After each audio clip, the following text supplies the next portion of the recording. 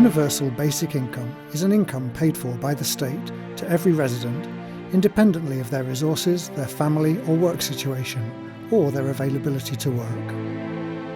First of all, basic income is strictly individual, which means that the right to the basic income is independent of the family situation. Two, it is what's commonly called universal, which means that it is paid upfront, ex ante, no questions asked, to everyone, rich or poor. And thirdly, it is also what you could call obligation-free. Es incondicional, simplemente ser ciudadano, ciudadana, es decir, estamos hablando de una cantidad que, dicho con otras palabras, recibiría absolutamente toda la población donde estuviera implantada la renta básica. Entonces es una renta que es incondicionada a otro tipo de rentas, es incondicionada a la riqueza que esa persona pueda tener antes de recibir la renta básica o incluso después de recibirla. En una asignación monetaria a todas las personas por el hecho de haber nacido. Además es universal porque queremos que sea un derecho que sirva para que todas las personas cubran sus necesidades básicas. A few years ago, this proposal was almost unknown, but now everyone's talking about it. Referendums are being organised, the media are covering it, important institutions are recommending its consideration, and many parties are discussing it. Certainly from the last year, there has been more written and said and discussed about basic income just in 1 year than in the whole of history of mankind before. I think it was definitely, like a little over a year ago, not many people were talking about it. In the United States, there is definitely a boom of the idea. The situation is changing. Before 1 year ago, no one knows about basic income. But where has this idea come from? Centuries ago, many authors spoke about giving a minimum income to everyone. It was a right and not a question of charity, and that right was based on the common ownership of natural resources like land and public goods. Recently, we still discover very old people, forgotten people who had come up with that same idea, like Thomas Paine. English, revolutionary, but practically forgotten until the basic income movement rediscovered it. He published at the end of the 18th century a little pamphlet that said, well, we are all equally the owners of the earth, of land, and so the value of land should be shared equally between all. Said repeatedly in that little pamphlet, this is a matter of justice and not of charity. And so the first formulation of a real basic income for a whole society, for a whole country, was made in a book published in 1848 in Brussels by someone called Joseph Charlier. And he defended the territorial dividend. It was basically the same idea as Spain. In case of a basic income, best way to see it is that in fact past technological development, past capital accumulation have created a rent. We inherit from the past, from past generations, a wealth that is distributed in the current generation in a very unequal way. In the 20th century, we can find several authors who proposed at different times and in different places the idea of an unconditional income sufficient for everyone to be able to live. Now, one of the answers, it seems to me, is a guaranteed annual income, a guaranteed minimum income for all people and for all families of our country. It seems to me... Let's go back to 1970, when 80% of Americans were for a basic income. Advocates included Martin Luther King Jr., Milton Friedman, John Kenneth Galbraith, church groups, labor unions, 1,200 economists, and President Nixon himself. I'd also say, too, that in the U.S., as far as this goes, we actually almost passed a version of this under Nixon. Back in 1969, he proposed something called the Family Assistance Plan, that it had passed the House of Representatives and that it didn't get through our Senate. But if it had, it would have been signed by the president and gone into law. And here the U.S. would have been the first country in the world to guarantee an income. But there is an example of basic income already happening in America. The Alaska Permanent Fund was created in 1976 from revenue generated from state land. The fund recognizes each Alaskan as a co-owner of these natural resources, and it pays all residents a dividend between $1,000 and $2,000 a year. It's widely popular, and Alaska is among the most equal of U.S. states, with the lowest rates of poverty and the highest well-being index scores. In our recent history, the technological revolution hasn't stopped accelerating, and social structures and behaviours are becoming outdated. Such is the case of employment. The automation of repetitive tasks that robots and computers can do with increasing efficiency is also leaving more and more people out of work. The people who have the sort of skills that are very widely spread in the world, or the sort of skills that are made obsolete, that are no longer useful given the technological change, these people see their earning power reduced to very little, and indeed to a level that is below the poverty threshold. Y además, un empleo tampoco es garantía de una vida digna o de una existencia libre. La política económica reciente, reformas laborales incluidas, supone un ataque a las condiciones de trabajo y de vida de la mayoría y provoca cada vez más y más precariedad. Como consecuencia, se multiplican los despidos y el número de trabajadores pobres crece sin parar. Siguen habiendo unas bolsas de pobreza muy grandes y la ocupación ya nos da para solucionar esto, ¿no? Incluso ahora que estamos creando empleo a unos ritmos pues más o menos altos, ¿no? Lo que vemos es que hay muchos trabajadores que se están quedando atrás, ¿no? Tenemos entre un 12 y un 14% de trabajadores pobres a los cuales no les alcanza ni siquiera pues trabajando para salir de la pobreza. It's like a game of musical chairs, and since we depend on employment to stay out of poverty, it's like playing musical chairs over hot coals. Traditional 40-hour-week, full-time jobs are becoming scarce. Meanwhile, technology is removing chairs from the game. Cars can already drive themselves. But it's not just taxi and truck drivers who should be worried. It's fast food workers, retail associates, farmers, lawyers, writers, accountants, doctors, even animators like me. All sorts of jobs can now be done in part or entirely by machines. No matter how educated we get, at some point we can't compete with their speed or cost. With the automation of work, if estimates are correct as far as in 20 years that we're going to have half as much employment as we do now. In this situation, the right of every human being, just because they exist, to be able to cover their needs is proposed.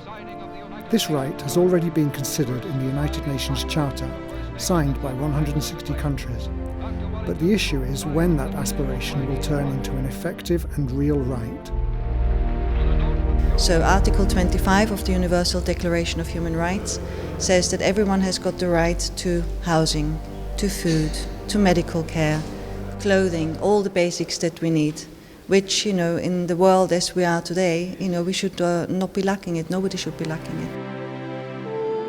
In Europe, in the 70s and 80s, various initiatives and focuses of the basic income appeared widely until they converged into the BN network, a network of academics and activists that later on turned into a global network. And one of the most beautiful things about Bien, our network, is that when we set it up, a small group, in 1986, we began a journey. We did not know that. And over the years, we have made many, many friends. And I know that I can go to numerous countries, many countries now, and meet friends. But we make basic income become global movement. I think it starts from Asia first, because it's most place desperate and inhuman, and then human rights never be care and then respect begin with. Studies and discussions on variations of the universal basic income are taking place in parties across practically the entire political spectrum. Some parties have incorporated the universal basic income into their programmes, and others are debating it, without there being unanimity within their ranks. So I'm vice chair of the political party in Germany at the moment, and our aim is to have the established political parties talk about basic income and have a broad discussion in the public, but also in politics. What we've seen is that many people are interested. More than half of the German population is in favor of basic income, but politicians like to not address the topic at all. So currently in Taiwan, I try to do national proposal. We want our government know it's feasible, affordable. We got those numbers figured out. We want to let all the people know, all the citizens in Taiwan realize that it's affordable, it's possible. In June 2016, in Switzerland, a referendum on the universal basic income was held. The proposal didn't pass, but it was supported by 23% of voters, constituting a considerable rise in favour. And what is sure is that it was an important leap in raising awareness of the idea. And this is a conversation that is growing worldwide, and there's actually a feedback mechanism going on. So let's say Switzerland is a good example. And so the fact that a country was voting on basic income for its citizens really kind of excited the world. People going, what are they doing? What is this idea? I've never heard of this before. And oh my gosh, what would that do? The proposal is advancing around the world, and there are many examples of experiences and activism on every continent. My name is Elizabeth Rhodes. I am the research director for the Basic Income Project at Y Combinator Research, based in Oakland, California. Well, we don't have any results yet because we're really just starting. I think defining what success means in this context is difficult. We're looking for improvements in health or mental health and subjective well-being. What we're looking at now is local level experimenting, by which I don't mean pilots as such, but actual areas of public administration, municipalities taking it into their own hands to experiment with providing income security unconditionally on a different basis.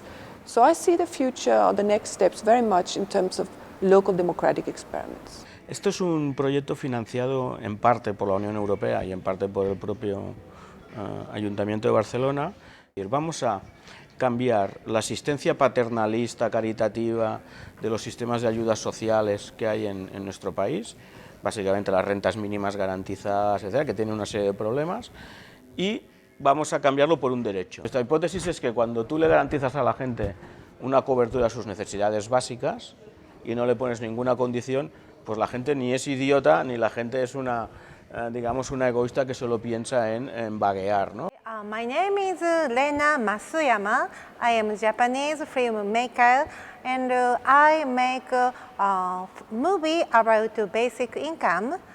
And drama part story is this. First pilot basic income pilot project is start in Japan, a small city, and one single mother and the daughter, the family's life is changed. And in that city, many persons' life is a little bit changed with basic income. And the experiments that we've done in India, for example, we gave 6,000 people a basic income for 18 months. And one of the most beautiful findings was the emancipatory effect for women and the disabled.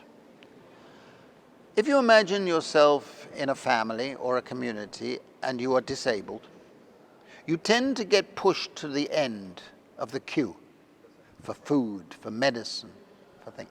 But if you have your own basic income, you can be a person in your own right, in your community, and you'll be getting your part. It would be something like $1,000 a month, and let us live with dignity, regardless of work status.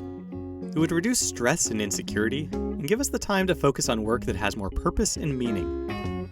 It'd be like a secure floor over the hot coals. I've actually crowdfunded my own basic income.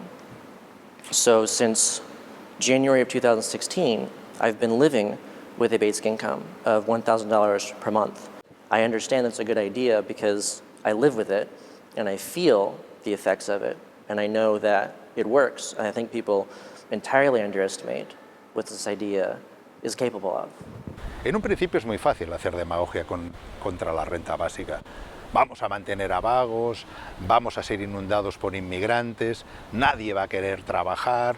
La gente que no conoce la propuesta pues puede quedar convencida por estos supuestos argumentos. Pero al cabo de un cierto tiempo, si conocen algo más, es interesante ver cómo esta misma gente se informa más, y cuanto más se informa, más a favor está de la renta básica, lo cual yo creo que es de las cosas más esperanzadoras que tenemos.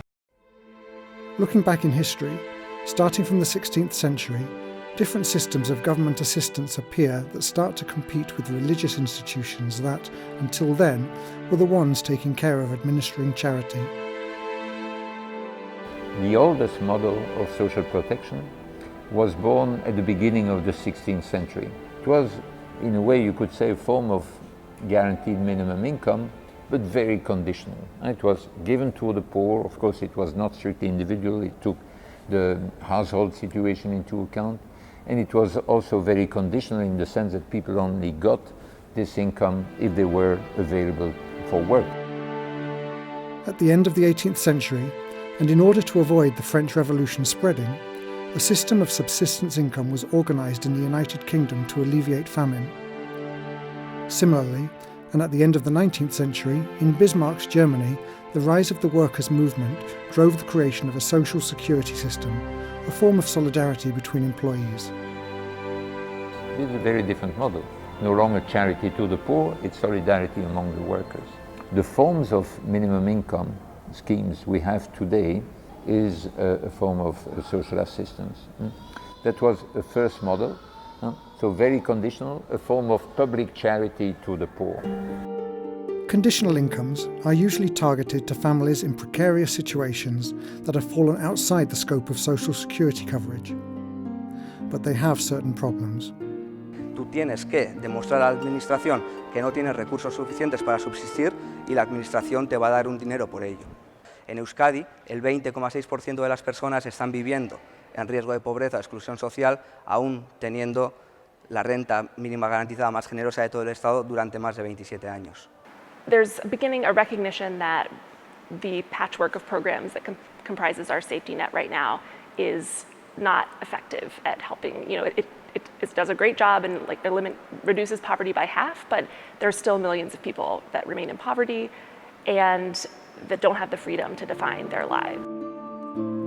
Conditional incomes require investment in systems and officials that look after distribution and control, thereby meaning that the structure ends up costing more than the total amount distributed by it.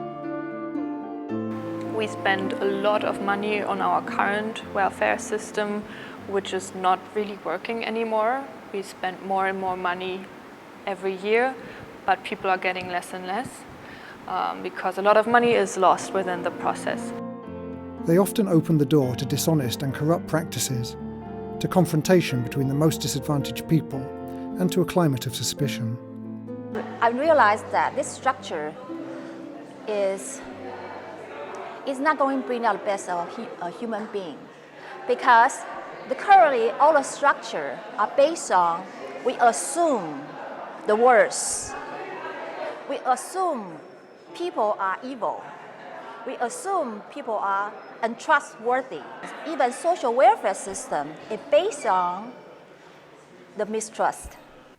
Si yo, por ejemplo, recibo en un programa de rentas mínimas garantizadas una renta de 650 euros y consigo un trabajo de 200 euros, ese dinero que reciba del trabajo probablemente me sea descontado de la renta mínima garantizada si no se me va toda la renta mínima garantizada. Bueno, pues este es el problema. Si es incompatible con otra fuente de renta, sí que tú tienes muchas veces la tentación de decir, bueno, si dejo el subsidio por este trabajo, pierdo el subsidio o pierdo gran parte del subsidio y resulta que a lo mejor este trabajo lo vuelvo a perder de aquí 2 meses. Entonces sí que hay una tentación de intentar hacer todo lo posible para seguir viviendo el subsidio y no encontrar otras fuentes de renta. Esto se le llama precisamente trampa a la pobreza. Back in the 20th century in the USA, the liberal Milton Friedman came up with the idea of a negative taxation through which the government provides, through financial means, an extra income to those who are below a certain income level.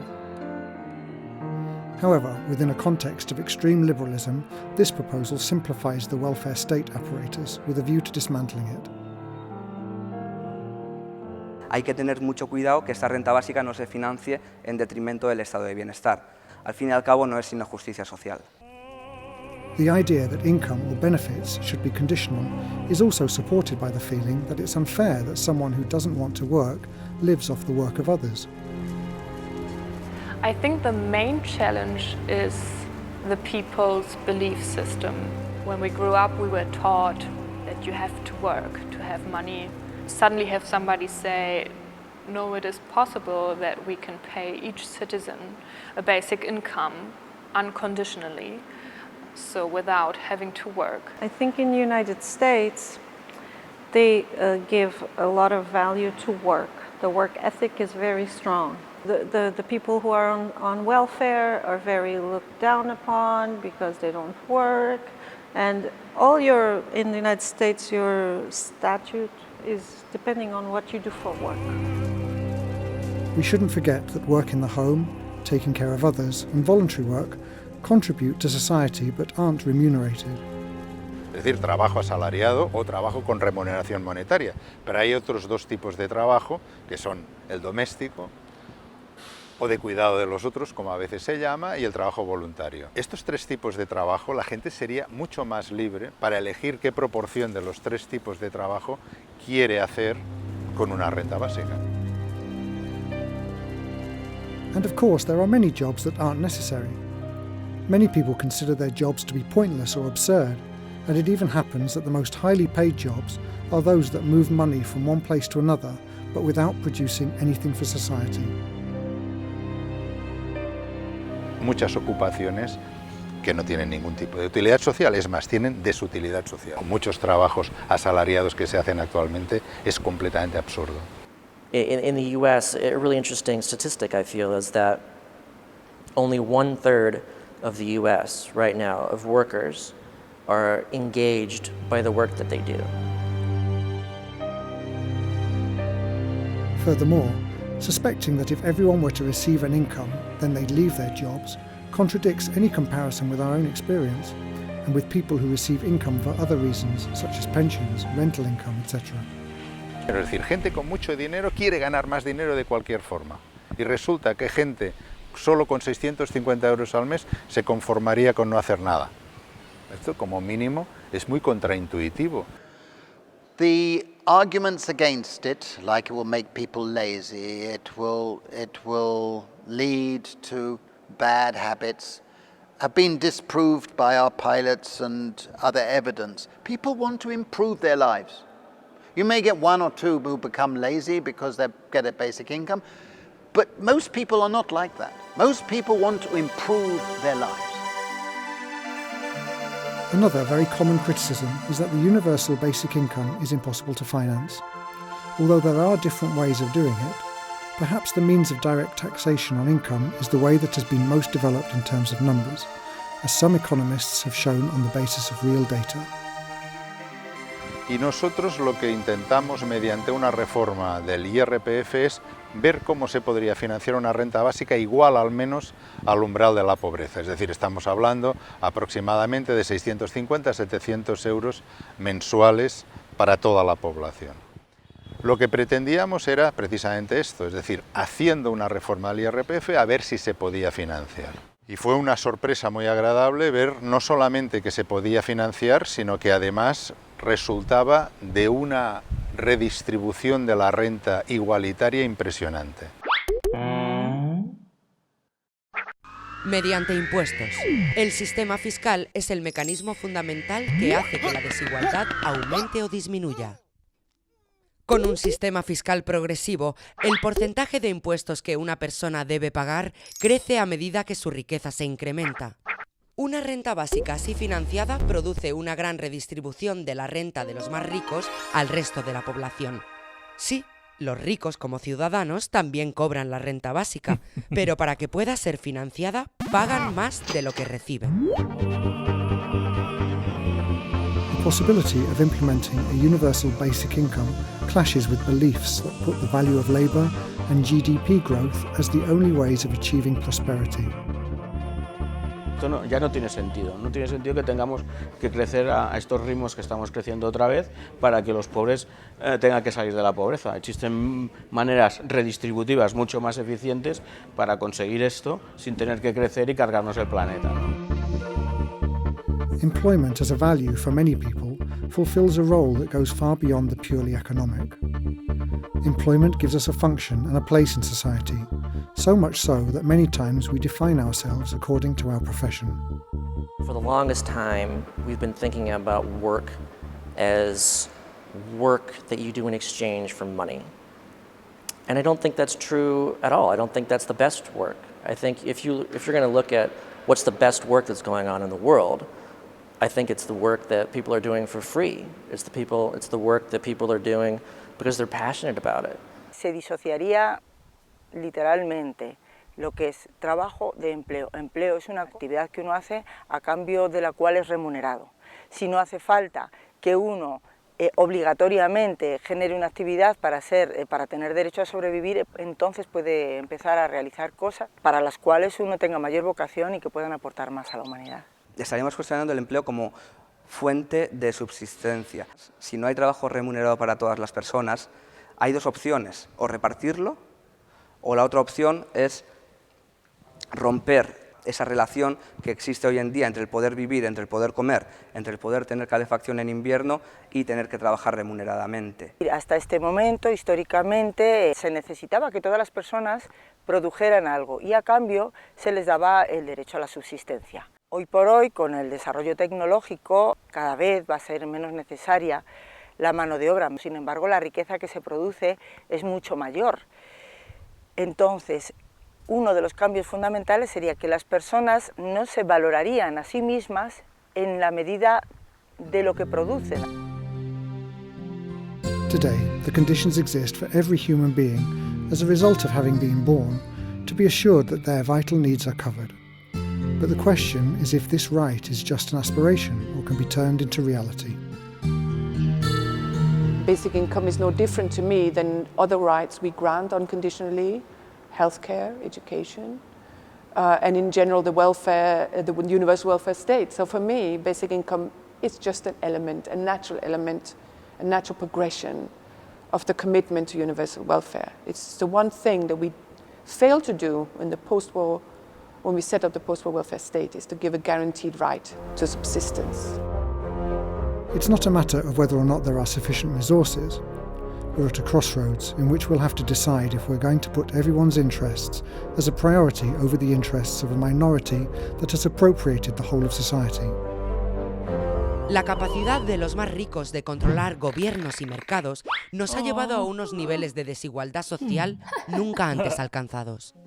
Esta es la actual distribución de la riqueza en el mundo, donde el 1% más rico tiene tanto patrimonio como todo el resto junto. Este modelo económico y político es insostenible. Necesitamos otro camino. In this sense, the biggest economic powers limit democracy inasmuch as they subject societies and institutions to a system of extortion, threatening withdrawal of their investments, their financing, or with taking their business activities elsewhere if the conditions aren't adapted to their interests. If economic progress is concentrated in fewer and fewer hands, this will lead us to the system's collapse. The other option is to open ourselves to the needs of everyone. Si hay determinados niveles de desigualdad, como actualmente, la capacidad que tienen las grandes transnacionales, por ejemplo, o los ultra ricos para modificar las condiciones de existencia material de la inmensa mayoría de la población, afecta a esta libertad. Universal basic income will put an end to poverty from the moment it's applied. To have a secure economic foundation avoids fear and tension due to economic uncertainty, which is furthermore a cause of illness and conflict, in addition to reducing our capacity. It could be a tool to actually eradicate poverty, hopefully worldwide one day.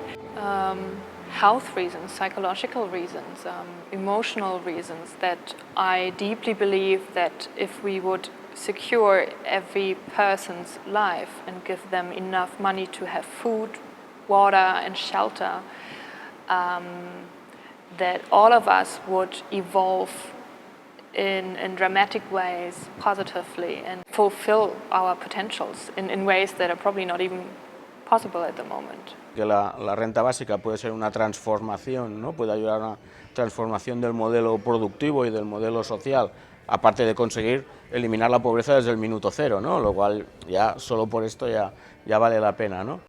Según la OMS, en 2020, los trastornos de ansiedad y depresión serán la primera causa de enfermedad en el llamado mundo desarrollado. El 80% de las enfermedades mentales son depresiones y situaciones de angustia, y más del 70% de estas depresiones provienen de las carencias económicas. It is very difficult to make any plans for your life when, for instance, you don't know where your next meal is coming from or where your next paycheck is coming from, if you're going to be able to pay the rent and all this kind of thing. So if people want to have a vision for their life, for the next 5 years, what am I going to achieve? If you don't have a basic security, you can't do that. And there are a lot of people in that situation. So in other words, no one feels secure in the world. No one, regardless of where you country you're from. So how about we make universal basic income become a global movement? That's what I want to say, global movement. We work together.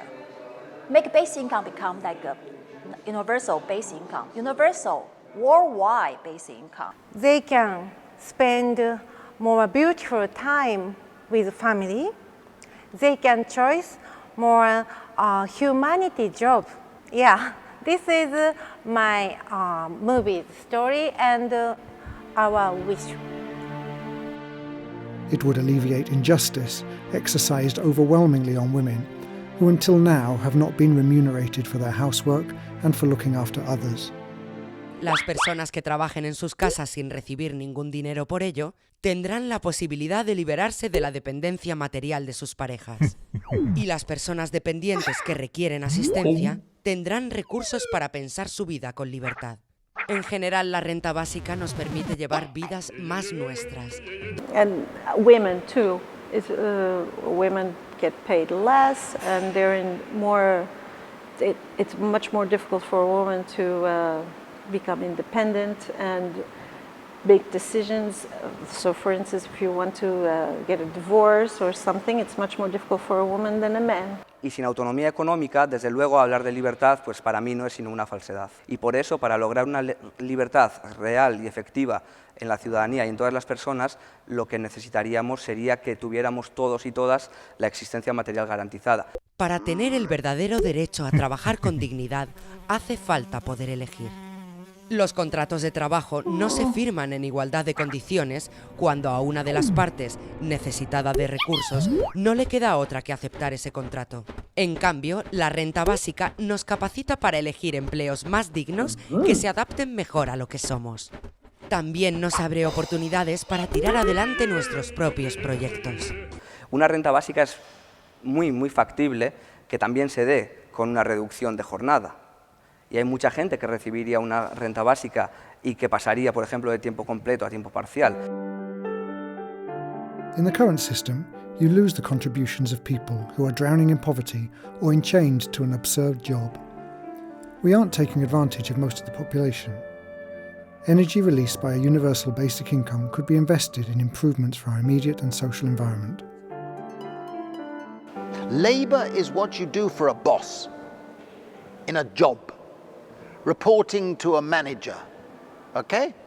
It's necessary, but don't idealize it. It's not what most of us want to do. But we also want to work on our enthusiasms. We want to work on our creativity. We want to work in caring for us, our families, our communities. En general, la renta básica nos permite llevar vidas más nuestras, donde quepan el ocio, los cuidados, el trabajo voluntario u otras actividades que no sean impuestas por la necesidad y el miedo. y eso sería una revolución social, porque las personas empezarían a detectar su vocación y a moverse en el mundo en cuanto a lo que quieren aportar, no en cuanto a lo que puedan ganar a cambio de sus actividades. I don't know what 300 million people will be doing with their basic income, but I know that they know what they would be doing. And I guarantee you that there's a lot of people out there with a lot of great ideas, that there's a lot of passionate work that people want to do, a lot of meaningful work that they are currently prevented from doing. The universal basic income is a right to exist, to live, which derives from the fact that you were born. The situation of need of other human beings thereby creates a right, and not dealing with this generates personal and social contradiction. Human rights are advancing, and when some are achieved, others appear on the horizon of our aspirations. The truth for basic income behind is satisfy. It satisfies all the human basic needs. It needed something that was inspiration for the future, something sufficiently radically different. And it offered a sort of mobilizing utopia for the future. It's a dignified cause that has meaning. The basis of social transformation is the struggle against pain and suffering in ourselves and in others. This is experienced as personal coherence and internal unity. In order for things to change, we need a representation of the future we aspire to and which we believe is possible. La reivindicación de que el ser humano es constructor y no solamente paciente de las circunstancias que le rodean, y además aquello de nada por encima del ser humano y ningún ser humano por debajo de otro ser humano. Among the millions of people punished by successive crises is emerging a new sensibility that seeks real and profound changes of the economic system now. The precariat is the growing mass class consisting of millions of people who are facing a life of insecurity, not feeling that they're going anywhere in their lives, they're developing themselves, are looking for a new form of politics, and basic income is seen as part of that new politics. So that's how it is in the US as well, where the US started to consider it more because of Switzerland, because of Finland experiments, because of Canada talking about it. And so as it gets more popular in one country, then that can actually help grow this momentum around the world in other countries. I want to rescue the poverty. That is my wish. But if we want to change real in this world, we want to change money system. Basic income is good action to change this money system. But if there's one thing we can fix relatively easily, and that will make a common fate of individuals who feel, I think, lost in the global transaction economy, be it as a woman, a mother, or for other reasons, it is this thing. It is basic income. Without a universal basic income, there are no equal opportunities, nor is there real freedom for everyone. The universal basic income counters the cruelest effects of economic violence. A basic income makes us the masters of our own lives. A universal basic income shows us that our community takes care of our well-being and that of our loved ones. It's a utopia which is already close and a driver towards the humanization of our society. Y sería que todas las personas tuviéramos un suelo sobre el que poder edificar nuestras vidas, dotar de libertad a las personas, que las personas puedan hacer lo que realmente quieran con su vida. In many ways, there's a dark tunnel we are in, with the financial crisis still going on, the austerity period, and so on. This is misleading us, and I think we must realize that, in fact, we can. The old is dying and the new is yet to be born. Are people who share the same values, people who share the same hopes. And I know that I can go to numerous countries, many countries now, and meet friends who are on the same journey, And you don't give up when you're in that journey.